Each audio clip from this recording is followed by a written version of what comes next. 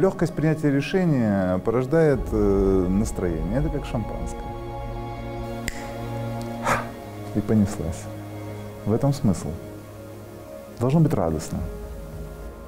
Вот, а это может произойти как угодно. И вспышка может произойти совершенно неожиданно. Надо просто позволять себе, что ли, вспышки. Надо ломать ритм, по которому ты бежишь. Это решение. Если ты там в 11 часов ночи ложишься спать, в 7 утра встаешь на работу, и ты существуешь только так, да?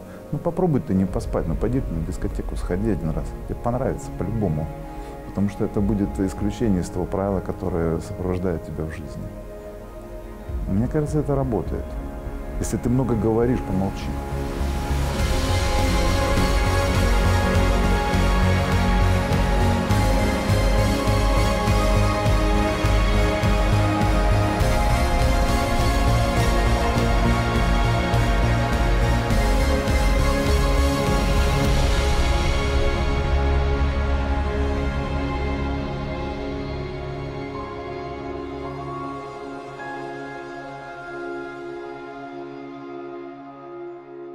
Я помню, как я приехал, вокзал, как я искал Марину, тогда моя невеста. Я вышел на станции Нямига. Слово было для меня совершенно потустороннее. Я не понимал немножко, что это значит. И я увидел храм, я увидел елки стоящие, значит, у меня и весь этот ландшафт, вся это сейчас уже подсвечено, тогда ничего этого не было, это был 97-й год. Вот. Но мне это очень понравилось, очень понравилось. Вот как-то сразу я принял это на уровне ощущения. И я сказал, да, я буду здесь жить. Это свойство земли, на которую я приехал, или это свойство меня, который приехал сюда? Это вопрос. Но те 20 лет, которые я на этой земле, у меня было полное ощущение, что мне здесь было, мне здесь есть, мне легко здесь. Я чувствую себя очень хорошо здесь. Я работал в музыкальном театре, в Херсон, музыкально-драматический театр. Музыкальный театр в Минске, у меня нет музыкального образования, я артист. Естественно, я языка я не знаю, поэтому белорусскоязычные театры отпадают. Остается русский театр, все очень просто. И поэтому я зашел тогда к художественному руководителю Русского театра Борису Ивановичу Луценко. Я увидел его кабинет, обилие каких-то наград, картин, дипломов, старинную мебель самого Бориса Ивановича, который производил... То есть я попал в такой зазеркалье, это был такой музей. И на мое счастье Борис Иванович задал мне один вопрос. Он мне сказал, вы поете? Я сказал, да, я пою. Вдоль по Питерской, по Тверской, Ямской, да. И я спел вдоль по Питерской, там же не отходя от кассы. Я подозреваю, что я ошеломил его. И он человек интуитивный. И он почувствовал, что, по-моему, с этого парня будет толк. И он мне протянул руку.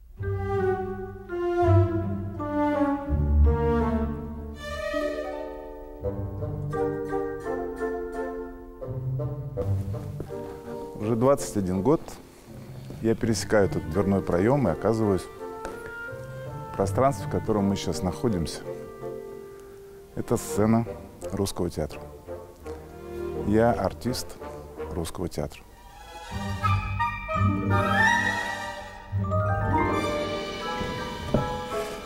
Вот что ты скажешь.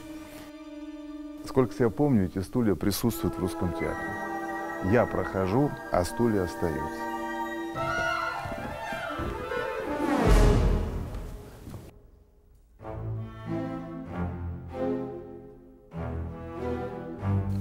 Я занимаюсь актерской профессией, потому что вижу в ней смысл.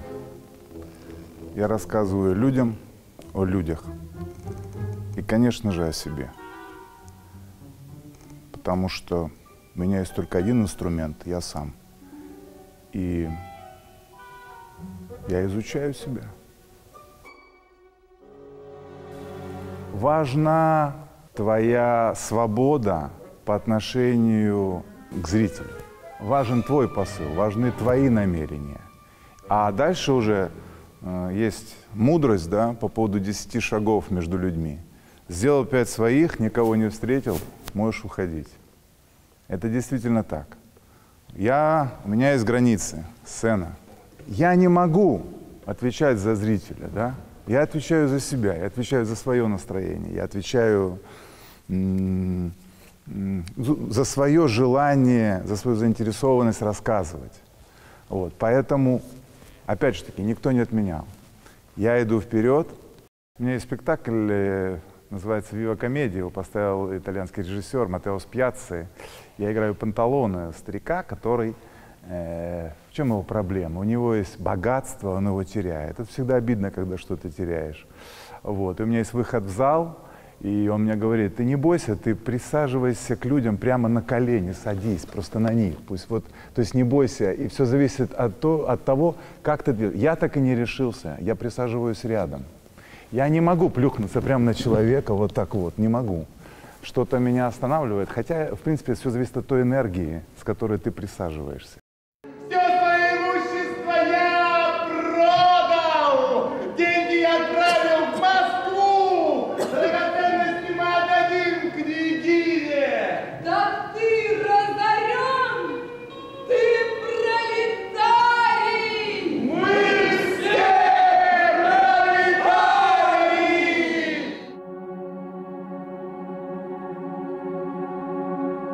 Меня пригласил в театр Борис Иванович Луценко, и мы очень плодотворно сотрудничали с ним 10 лет, первых 10 лет, которые у меня были в Русском театре, но параллельно у меня был мой роман с Валентиной Григорьевной Ереньковой. Валентина Григорьевна меня называет, значит, мой творческий сын, ну, соответственно, она моя творческая мама. Потому что мы одинаково, не хочу говорить слово фанатично, но уже сказал, относимся к театру. Это наша вера. У нас по-разному складывается. Я пытаюсь сбросить эту узду, которая присутствует на мне, когда мы входим в одно пространство, но это не конфликт ради конфликта. Мы вместе пробиваемся к сути. С какого-то состояния, которого Валентин не может из прошлого играть вот это вот такое живое сегодняшнее, понимаешь? Ты приходишь для того, чтобы поддержать, ты приходишь для того, чтобы дать этот шанс, ты приходишь для того, чтобы вот реальная картина сегодняшняя вот сейчас с этими многоточиями, куда тебе уйти, да? Все будет нормально. Я тебя не убью, Катя. Если бы любил, то тогда, может быть, и выстрелил бы. Стреляют ведь только в любовь. Зачем просто так патроны тратить? Ну, помоги мне. Ну, сделай что-нибудь, чтобы я тебя полюбил. Актерская профессия – это смена. Мы ничего не делаем, мы только гримируемся и переодеваемся. И вот когда ты атмосферно отдаляешься от города, ты без него не можешь. Это твой кислород. Можно же зайти на полчаса в парк. И твои нейронные связи работают иначе. Мысли твои другие. Стволы деревьев производят на меня колоссальное впечатление. Я просто видел какое-то кино, по-моему, это «Нимфоманка». Да, в «Нимфоманке» есть эта тема. Там же отец вот с дочерью, да, он говорит, стволы деревьев — это судьбы. Это очень красивая метафора. И когда ты видишь, какие стройные бывают судьбы, это завораживает. У нас был спектакль «Анжела и другие». И он состоял там из 2 частей. И во втором акте мы рассказывали, значит, историю о Олега. Я играл Олега. Вот. И это был момент, когда я очень сильно... То есть я в жизни и был тем ревнивцем, не мое слово, ревнивцем. Вот. И ответ на мою ситуацию в моей жизни дал мне Александр Сергеевич Пушкин. У меня была сцена с старым цыганом, который говорил там: «Вольнее птицы младость, кто может удержать любовь? Чередою всем дается радость, что было, то не будет вновь». И когда-то у меня была история, я ехал в метрополитене, и рядом сидел мужчина, немножко старше меня, и вдруг он так приблизился ко мне и сказал: «Очень трудно сделать первый шаг». Я говорю: «Вы о чем?» Он говорит: «Я был у вас на Анжело 10 раз». Я говорю: «А что такое?» Он говорит: «Да я с женой разводился, вы меня тогда спасли, я не спился». Я видел страшные мечты. Не верь лукавым сновидениям. А я не верю ничему. Ни снам, ни сладким уверениям, ни даже сердцу твоему. Зимви, рожальтесь надо мною, не смею требовать любви, быть может, за грехи мои. Мой ангел, я любви не стою. У нас самих существует пропорция мужского и женского. Соответственно, мужчина может быть женоподобен, да, и наоборот. Я помню, какие-то, конечно, проходил тесты в Фейсбуке, это обязательно. Без теста вообще сейчас плохо. Вот. У меня, значит, мой результат был таков: 90% мужского, 10% женского. Вот. Так что кокетство, которое есть во мне, это женское. Остров Сите. С собором Нотр-Дам, феющий огнями. Ваш отель, Пале-Рояль. Кровать 6×4 под балдахином. Меня это возмущает, месье Дагу. Гляньте, на набережной Сены пары слились в поцелуях. С наступлением вечера любовь обволакивает мой город. Как же вы болтливы, месье Леон. Товарищ мадемуазель, вы обескураживаете. Вашу холодность не растопить даже извергающему веселье Парижу. Сейчас смысл бытия — это радость. Если вы страдаете, значит, надо искать. Надо искать. Искать нужно радость, не позитив. Позитив — современное слово, и оно не отражает сути явления. Надо искать радость. Я сказал: «А хочешь, будешь спать в заброшенной избушке. Утром пальчики девичьи будут класть на губы вишни. Глушь такая, что не слышны ни хвала и ни хула».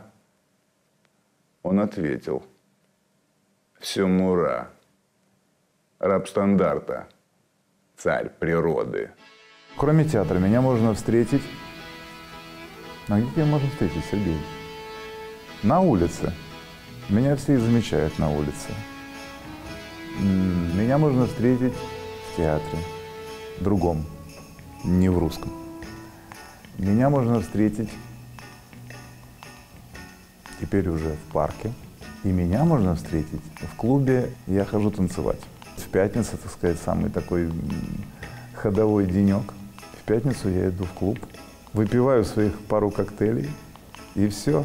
Дальше я стану звездой Ютуба, потому что меня снимают, просто я вижу это. Кто-то узнает, кто-то не узнает, там по-всякому бывает, там не так много людей, которые приходят в театр. Вот. Но тем не менее, конечно, узнают и так далее, но дело не в этом. Дело в том, что я просто люблю танцевать. Это безусловная радость. И поэтому кайфово. Эти 3 часа я могу легко простоять до 5 утра. Легко. Я люблю оперный театр. Очень. Я люблю слушать оперу. Я на балет меньше хожу, но меня человеческий голос волнует просто. Параллельно я любил творчество и люблю творчество Виктора Цоя. Мое детство прошло все под Цоя. Я был дважды на концерте у Виктора Цоя. То есть, в общем, я видел своего кумира. Мое пристрастие к танцам определило выбор моей профессии. Потому что когда я был маленьким, я понимал, что когда звучит музыка, я люблю выходить в центр. И когда я выходил в центр и танцевал, я понимал, что я собираю внимание. И несмотря на то, что я очень прилично учился в школе, ну просто очень прилично, вот, то я все равно сделал свой выбор. Я сказал, я пойду в театральный институт, я буду артистом. Ну и там еще так обстоятельства складывались, я понимал, что это практически судьба. Виолена, нет! Жальтесь надо мной, я человек бескрылый, я так радовался, что Бог посылает мне попутчика, и что я слышу его вздох, когда он положит голову мне на плечо. Нежная птица, небо прекрасное, но есть еще чудесная вещь, попасться в селки. И небо прекрасное, но есть еще прекрасная вещь, и достойная самого Бога. Это сердце человеческое, которое можно наполнить до самых краев. Не проклинайте меня, лишая вашего лица и правды. Я человек, в котором нет ни света, ни красоты, но я люблю вас, мой ангел. Послушайте самого себя и скажите, сколько у вас мишуры и сколько смысла. Это и есть ответ. В артистах очень много мишуры. И это два в одном. Потому что, с одной стороны, это прекрасно, и с другой стороны, это ужасно. Я знаю, когда я не зашел в кино. Я не зашел 10 лет назад. Режиссер Дудин запускал кино, оно называлось «Кадет», потом вышло как «Меток». И мне были предложены пробы, главная роль в кино.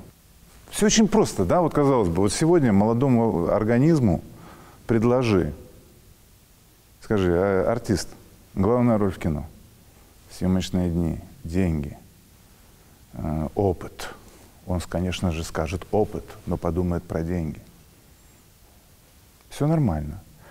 А в театре параллельно запускали Гоголь «Женихи». Я прочел «Женихи», я прочел сценарий этого фильма и сказал себе, Гоголя слышу. Вот слышу, просто интуитивно. А Меток я у меня тогда еще черный, еще такие волосы, и я с ружьем бегаю по белорусскому лесу.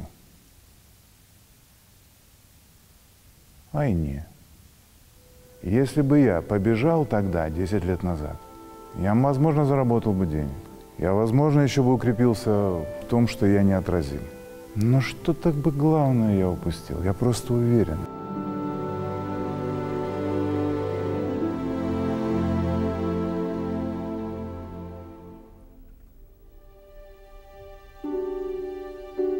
Это мой костюм из спектакля «Женихи». Это Качкарев.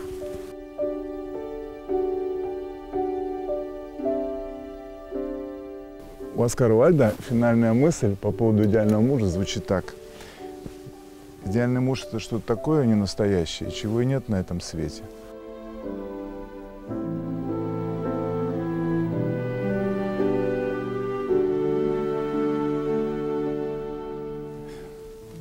Это мой костюм из спектакля «Зойкина квартира». Афанасий Булгаков, да? Ну что ты скажешь? Блестящий костюм, блестящее исполнение.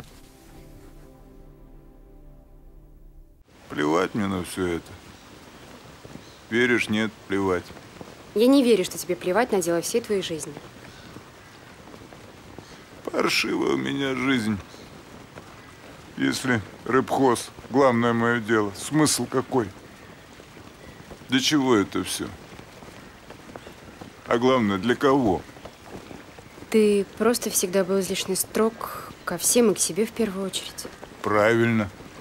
Так меня воспитывал мой отец.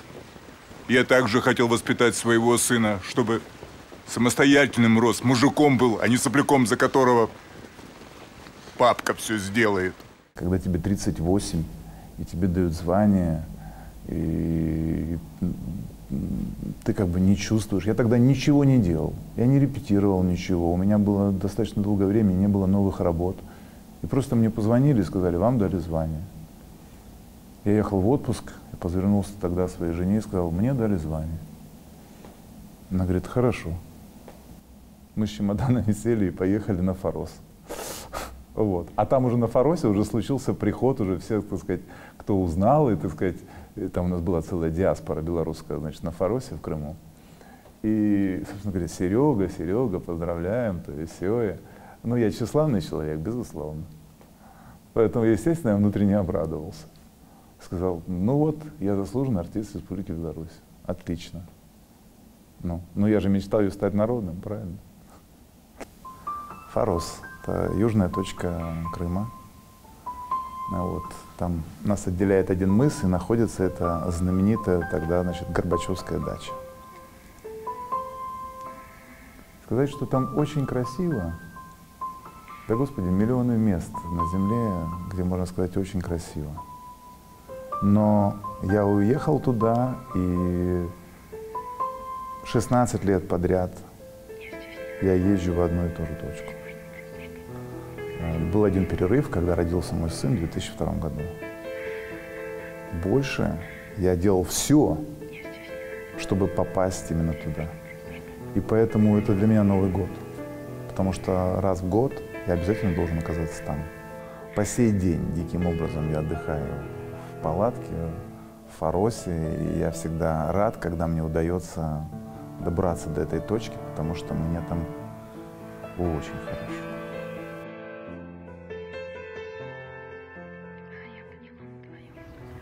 Боль, как и красота, не прячется внутри человека. Она проступает, как кровь сквозь бинты. Боль может выжечь, опустошить душу, но у Марии поселился там маленький ангел и наполнил ее светом. Как бы я хотел это написать. Послушайте, вы облегчили мою миссию. Я не знал, как подступиться. Дело в том, что Мария, она не замужем. Мне ничего не нужно, кроме любви. Ничего. У меня мама ушла недавно. Мама — это любовь. Тут нет другого. Вот если не знаешь, что такое любовь, то на примере этих отношений вот это, квинтэссенция, это ответ.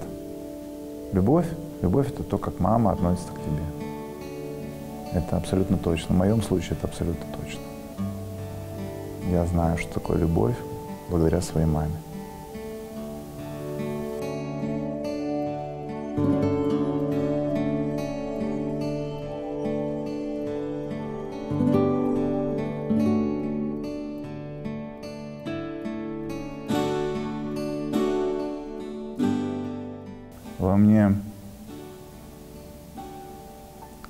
Во мне живет тот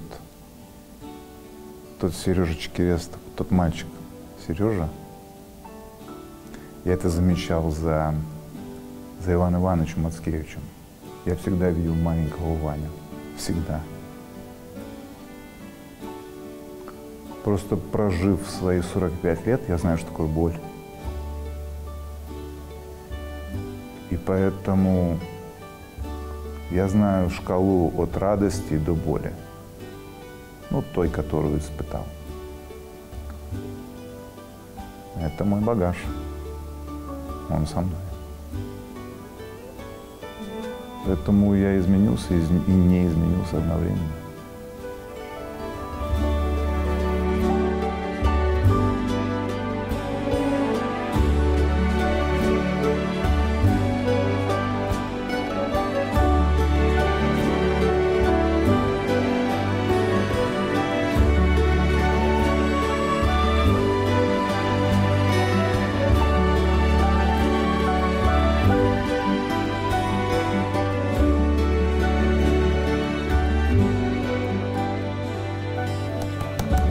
Сейчас. Артист просто готовится к интервью, потому что это такая насыщенная, интересная жизнь. Но это действительно так. Это действительно интересная профессия. Безусловно.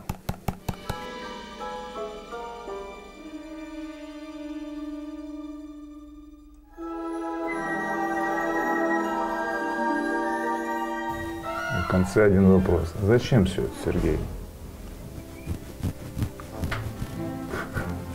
Вот когда ответ на него будет найден, тогда можно сказать, что жизнь удалась.